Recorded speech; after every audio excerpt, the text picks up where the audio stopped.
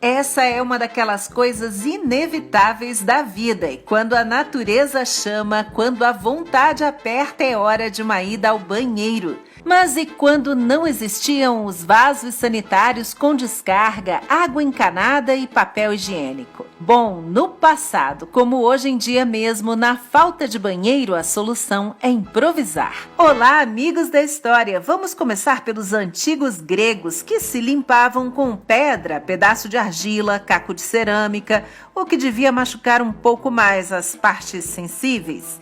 Bom, aí vieram os romanos, que se limpavam com uma esponja na ponta de uma vara, e uma só, a mesma, que podia ser usada por várias pessoas, compartilhada nos banheiros públicos, que eram feitos com esses bancos compridos, muitos de mármore, com vários buracos, para o sujeito se sentar lá ao ladinho do outro, trocar uma ideia sobre quem era o favorito na próxima luta dos gladiadores, sobre o preço do azeite, as últimas batalhas, falar mal dos governantes e, depois de se aliviar, bater papo, passar aquela esponjinha que seria enxaguada ali mesmo, com água salgada, à espera do próximo usuário. Os dejetos podiam cair num canal que corria ali embaixo e seriam levados pela água.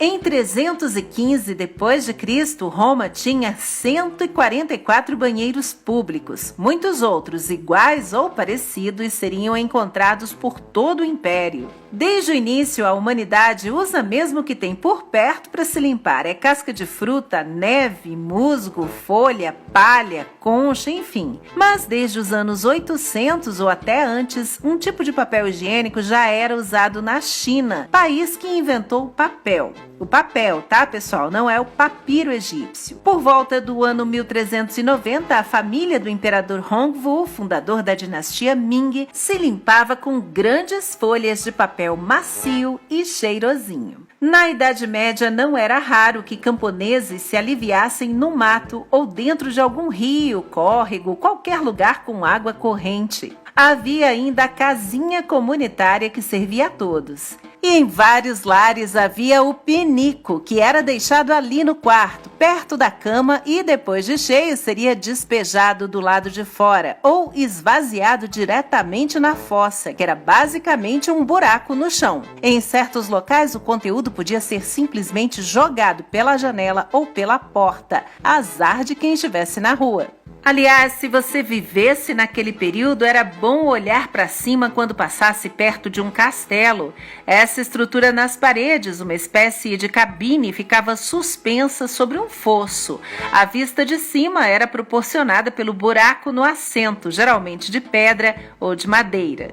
Inclusive, em 2013, nas ruínas do banheiro de um castelo no Chipre, foram encontrados por pesquisadores ainda alguns ovos de parasitas, de vermes, das fezes dos cruzados, o que indica que esses bravos guerreiros, lá pelos anos 1200, eram infestados por lombrigas, provavelmente pela higiene precária e até a água e comida contaminadas.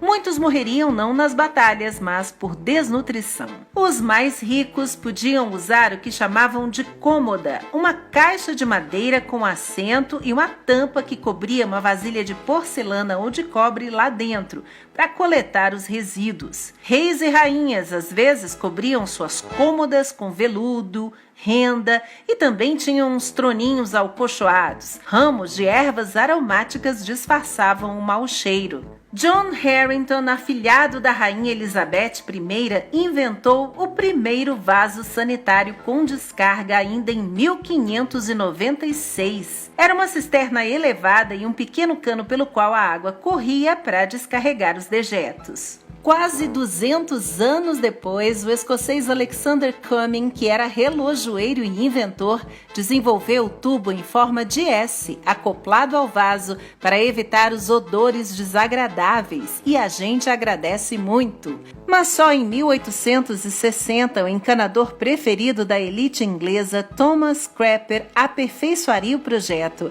Abriu uma empresa de equipamentos sanitários e logo o nome dele estaria em todas as caixas de descarga que começaram a ser instaladas nos banheiros ingleses. Mas faltavam banheiros públicos suficientes para atender a todas as pessoas no século XIX, quando a população aumentou bastante. Em Paris, sem um toalete mais próximo com um bom bidê, a bela dama fazia xixi na rua mesmo, escondida por outra moça, mas observada de cima pelo rapaz. Londres, superlotada, sofreria com o fedor das fezes, esterco, animais mortos e produtos químicos jogados no rio Tâmisa.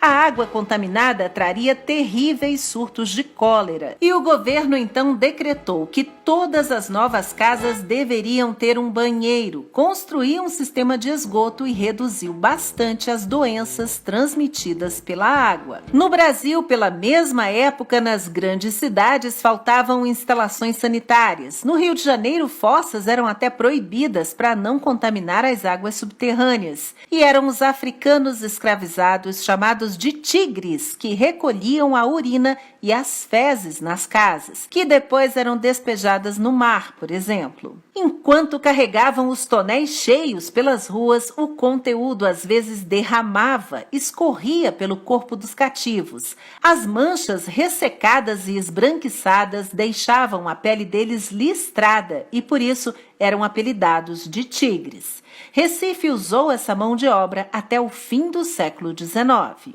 Nos Estados Unidos, desde os primeiros colonos, era costume usar, por exemplo, espiga de milho para se limpar, substituída depois pelas folhas dos catálogos e revistas que chegavam pelos correios. O conhecido almanaque do velho fazendeiro já vinha com um furo na parte de cima para o pessoal passar um barbante e pendurar na casinha para a hora da necessidade. Aos poucos, o papel higiênico foi sendo comercializado, mas ainda enfrentou muito a resistência dos americanos, que não queriam pagar para isso e também tinham vergonha de comprar o produto em público. Mas com a popularização dos vasos sanitários, a publicidade fez médicos e encanadores recomendarem o produto e convencerem o mundo a se limpar assim. E em menos de um século, os Estados Unidos transformaram algo descartável em indispensável. Agora também extra suave, com 3 camadas e perfumado.